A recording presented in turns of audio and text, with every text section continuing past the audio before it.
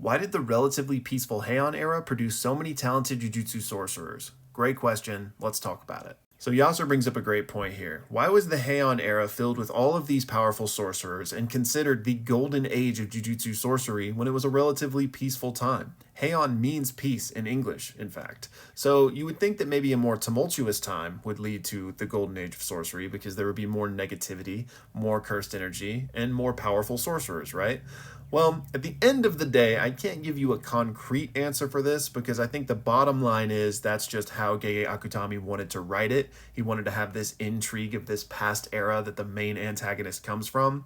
But I do think there are a few things we could point to kind of make this make sense. So, first of all, Gege Akutami is a big history buff, right? There is a lot of real world influence within the story of Jujutsu Kaisen, both culturally, religiously, artistically, like every way, basically, right? And the Heian era was a cultural renaissance in Japan. Now, I am no history buff. I can't give you the full breakdown, but here is just a quick little blurb that talks about how this era was a time for the arts to flourish. So, insofar as the Heian era was, in our world, this golden age for Japan, I think that was the inspiration for it also becoming the golden age of Jujutsu sorcery. You could look at it like in the same way this peaceful era gave the space, the room to breathe for the arts and culture to flourish, so too did it give the space for sorcery to flourish. Because if you're not having to focus on wars with other countries and things are contained within Japan, which again, cursed energy is only optimized in Japan,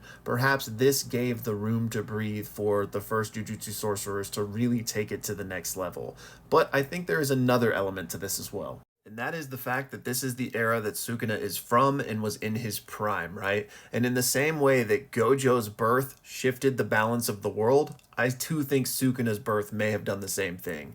And even if you don't want to look at it on like this cosmic, karmic balance type of scale, you could just look at it like Sukuna, this absolute demon, was in his prime and was wreaking havoc, right? So he necessitated other sorcerers getting stronger just to one, try and take him down, or two, just compete in this era. Exactly how cursed spirits had to get stronger once Gojo was around. So I think that could be a big part of it and would be a nice parallel to how, again, now that Sukuna is back in the modern era, we have sorcerers getting extremely strong again. I mean, Kenjaku's whole point was to recreate the golden age of sorcery, right? And Sukuna being back around is a big part of that. Also, presumably, this era would have been when the three great sorcerer clans, Noritoshi, Gojo, and Zenin, would have been coming into their own, perhaps even created by the three great vengeful spirits of Japan. So, ultimately, I think there's just so much historical and cultural significance in this era that Gege really wanted to use that for his own story. But definitely let me know down in the comments if you guys have anything to add to this discussion. And Yasser, again, thank you so much for the question, man. I will see y'all in the next one.